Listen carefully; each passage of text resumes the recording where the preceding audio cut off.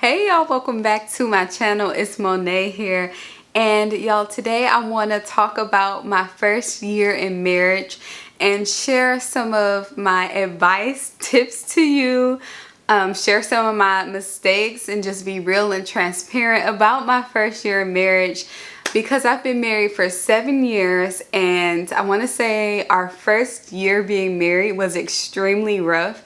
And in between those 7 years, we have gone through so much, y'all. Like, anything you could probably possibly go through as a couple, almost anything. We've been through it, we went through it, we had our highs and lows. And although it was a lot, I'm so grateful that we experienced it, because it helped us grow and become stronger. And if I hadn't went through it, I wouldn't be here sharing with y'all. And so, yeah, I want to just be real and share some things, tips that I would give you if you maybe are married and you just got married, newlyweds. Or if you are seeking to be married and you're like, okay, I just need some advice or some tips, this is what I want to share with you. So the biggest problem, I want to say the number one issue that I had was nitpicking or nagging. I didn't really realize I was nagging until it became to the point where I was always saying something about any little thing, saying something, feeling like I had to express myself every single time I was irritated or agitated, or if my husband left his socks on the floor instead of putting them in the hamper right next to it, or if he left the toilet seat up, or if it just he put a dish on the sink instead of in the sink. It was just like the smallest, pettiest things, and I feel like I always had to express it no matter what. Or I was always complaining about something. Like, it kind of was like I always was on this tangent.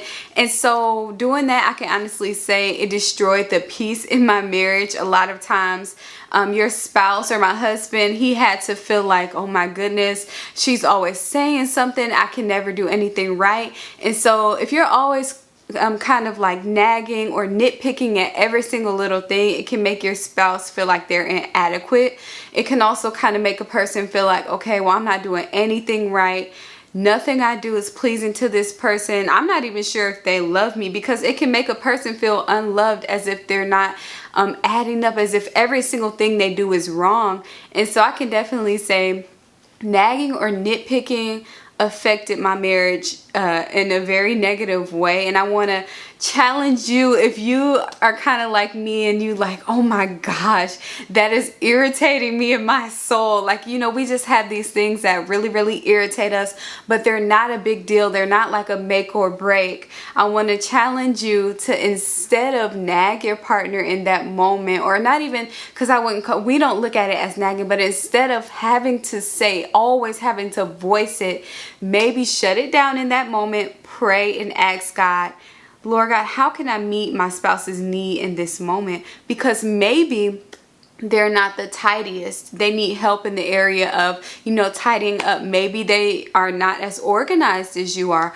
Or whatever the case may be, you can look at that as an opportunity to help your spouse, to serve your spouse in that area, instead of saying, oh my gosh, he's getting on my nerves. And it's like, I already told him about this. And then you go on and say, I already told you about this, blah, blah. I already, I kind of say, even if you're not like kind of riled up, just saying, you know what, I already told you about this. This bothers me. You keep saying it on and on. It's like you're not helping them. So instead, in that moment, I challenge you to take a step back and to see how you can serve and better purpose your spouse. And that's what marriage is all about, serving one another, dying to your flesh. The scripture tells us that we are to honor one another and to love one another and to serve. So that's what you're called to do in marriage, and nagging is not going to do anything but take away peace. So definitely, if you are going that way, if you have been doing it and this is speaking to you, raise your hand and say, that is me. And then you change that negative behavior with meeting a need that your spouse may have. Okay, so number 2, this one is funny, because I noticed, y'all, like, honestly, some of the biggest arguments or some of the biggest blowouts have been because of the timing. Now, timing is everything. It's almost as important as what you have to say and how you say it. the timing and when you say it. It can make a total difference on the outcome or the response of whatever it is you're about to say.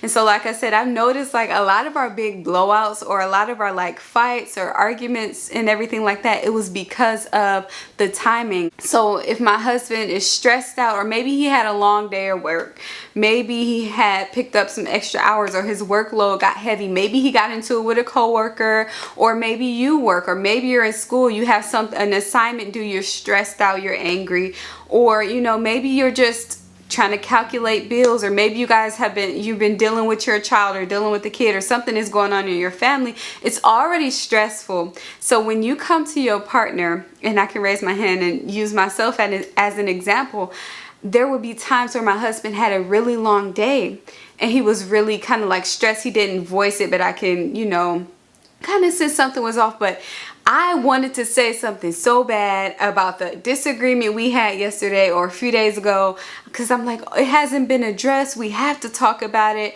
And so I come to my husband, and if somebody is already stressed and you come bring them another issue, it can result in a negative way, in a way that's not favorable, or maybe how you hadn't imagined, because you are bringing it to them and they just explode. Whatever's on the inside of them, it's like you're just adding on drops of water to that already full bucket, and then it just overflows. Or say, not even stressed, say they're depressed or down or sad about something. Something may have happened to where it made them feel sad or down, or they're just feeling low about something. And then you come to them with something exciting news, or something you kind of want to talk about in a positive way. I noticed that I will be upset when the outcome was not how I wanted it to be. Like I'm coming to him with this brilliant idea, or I'm coming to him, you know, maybe with the investment I just made, or something that I think is like, I can't wait to share. He's going to be happy with me.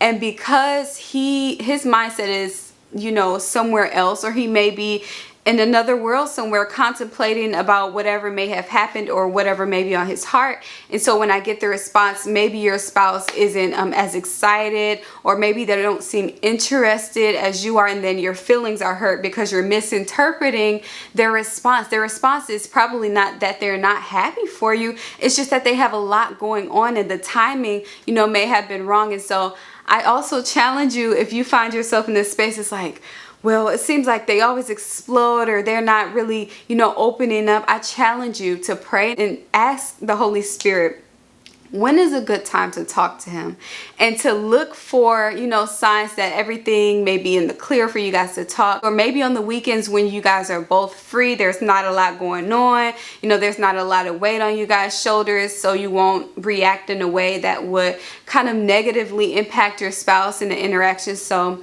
I definitely think waiting till the right time to have that discussion.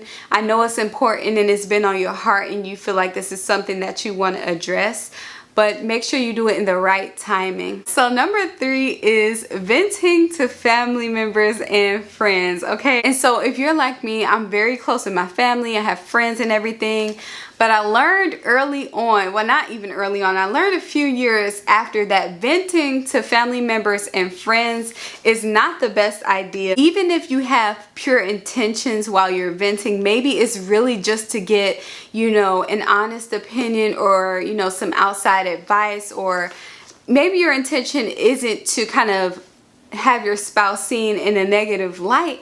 But almost 9 times out of 10, that's what ends up happening when you vent to family members and friends. And honestly, outside of like God or trusted counsel you guys may be going to, you know, maybe one person that you guys both sit down. Sometimes when we vent to our family members, what ends up happening is, you know, we tell them about the fight, or we tell them about, he said this to me, or you know what she did, bro, she did A, B, and C, and that really upset me. And we're telling them, we're going on and giving them every single detail, even the details that they probably don't want to know or should not know. And we're like, because we're just on a tangent, we want to tell somebody about what they did. And sometimes it is, so you want somebody to agree with you, like, yeah, he was wrong, or yeah, she was wrong. And we kind of want that. And so the problem that ends up happening is when you and your spouse make up and you know, it's all water under the bridge, and it's all forgotten, and y'all forgave each other, y'all made up, your family members and friends are going to remember what they have said. And this is, you know, I know this is in rare cases where people are like, you know, I'm not judging, and most of the times your family members and friends, they have now taken in the information that you told them, and now they may still feel offended with your spouse even though you've forgiven them. And then this also gives an opportunity for outsiders outside of your marriage to judge you or your spouse. Some people do take that to heart. Some people do judge whatever you may have told them, whatever was done or said, and people are judging. And it can also impact y'all in the way where maybe, you know, he or she is kind of feeling like embarrassed, or feeling like you kind of put them out there. They're feeling like you hurt their feelings, like you betrayed them, because now you have invited other people outside to come in to you guys' business. And so I kind of learned that after a few years, like, instead of going to family and friends to vent, just go to one trusted source.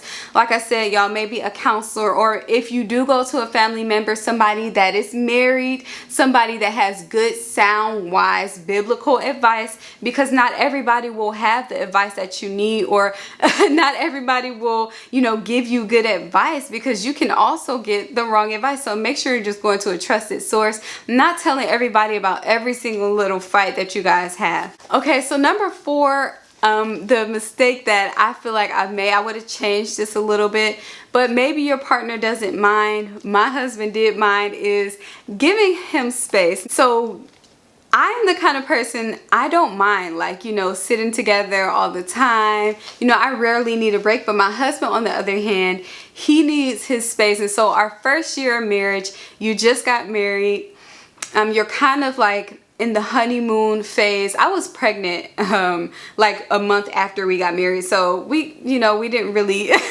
get a long honeymoon phase because we just had a kid, or I was pregnant, but I was still kind of in that honeymoon phase for a little minute, and I wanted to do everything with him. You know, I just thought it was cute. Let's just cuddle. We can watch a movie every single day. You know, when you get off work, let's hug. Let's just unwind together. And I wasn't giving him that space to kind of just sit and think and just be an individual. Like, I felt like not everything we did, but honestly almost everything we did, we have to do it together. It's like, we're married now, like, let's eat every single meal together. We cannot miss a meal. Like, everything we did had to be together. And I think the issue that kind of happened with that was, it'll make your spouse want to retreat if they are the kind of person that really needs kind of like a break, or they need some to recharge by themselves. I noticed my husband will retreat, or he wasn't looking forward to, like, he used to look forward to spending time. It wasn't as much as a special thing, because now I'm forcing everything. It's like, we have to be together, and it can also make your spouse feel smothered. And so that's my tip. If you are kind of like, oh, I don't want to let you go, and it's like every single thing has to be together, has to be coordinated, you know, you're kind of attached at the hip, my advice to you is to kind of give your spouse the space that they need. Sometimes, just as human beings, we need time to unwind, to be an individual, to maybe do a hobby alone and recharge, so that way when your spouse does come back to you, they're actually excited to spend time. I know that sounds so bad, but they're actually excited to spend time with you, because y'all had a break away, and that anticipation kind of builds up when you're away from them. There's an anticipation, or there's some excitement, because I haven't seen you in a little minute, or, you know, we may have missed dinner yesterday together, so I can't wait to do it tonight. And so honestly, that is something that I would challenge you to do, is to give your spouse space. They're not going anywhere. You guys are married now. It's okay if y'all live in the same house. They'll be there. Number 5 is trying to control everything, or unintentionally controlling your spouse and controlling the marriage. So in our first year of marriage, I was extremely controlling. Like I said, I'm still working on this. A lot of times it may more so be the women. Men can be controlling as well, but I know for a fact that a lot of my, you know, people that I've spoken to that were married, the woman's side is like, we feel as if we just know how things should be. We feel like we know what's best for the marriage, for us, for our husbands. And so it unintentionally can become control, where you think this action or whatever he's doing it's not befitting for you, or whatever he's doing is not good for y'all marriage, or you don't like what he's doing. But he's an individual with an individual mind, and just because he may not think like you does not mean that you have to change it. You have to control what he's doing, where he's going, who he's talking to, and it can destroy a fun and easygoing atmosphere. You can begin to make your partner or your spouse feel like this is a prison, like they're in jail, because it's like they can't be themselves around you, because every single thing you find issue with. But you might make little suggestions like, well, I think you should do it this way, or it would be best this way, or don't you think that this is better? And it's kind of like imposing your views, imposing what you think is best, and not really letting your spouse have a say so. And ultimately, if you get down to the root of it, when you have control issues, it's because you lack trust. Most times honestly, you lack trust in your husband, maybe because of some past experiences, or maybe because, you know, something happened with your parents. Anything could have happened, and so it basically boils down to trust. Do you trust your husband's judgment? Even though it may not be what you think is best, just trust your husband, and ultimately trust God. Because if you feel like you have to control everything, then there's a breach in your trust. That means you don't trust God. Because if I trusted God, I trust that if I'm not giving my spouse all the answers, if I'm not controlling them, if I'm not down their back, if I'm not always suggesting things that they should do, I trust God enough to know that He will lead my husband, that He will control the situation, that if my husband is doing something wrong, if my wife is doing something she should not be doing, this is for the men too. If your spouse is doing something that you feel like I have to control, if it's out of my control, I feel like they may do something wrong, or I feel like they may fail, or they may disappoint me, your trust has to be in God. So I want to challenge you. If you are having control issues, like, I cannot let this go, I just feel like my husband or my wife is going to fail in this area, I just feel like they're not going to do right, I have to be on top of this, I have to be in control, or else. I want to challenge you to search your heart, and I want to challenge you to go to the feet of Jesus and tell the Lord, okay, God, I'm feeling like I need to control this because I'm scared, I'm intimidated, I don't know what's going to happen if I just let it be free. And ultimately ask God to help you to trust Him. Help you to trust Him with your spouse. Trust God and know that He will lead them. You don't have to be a parent to your spouse.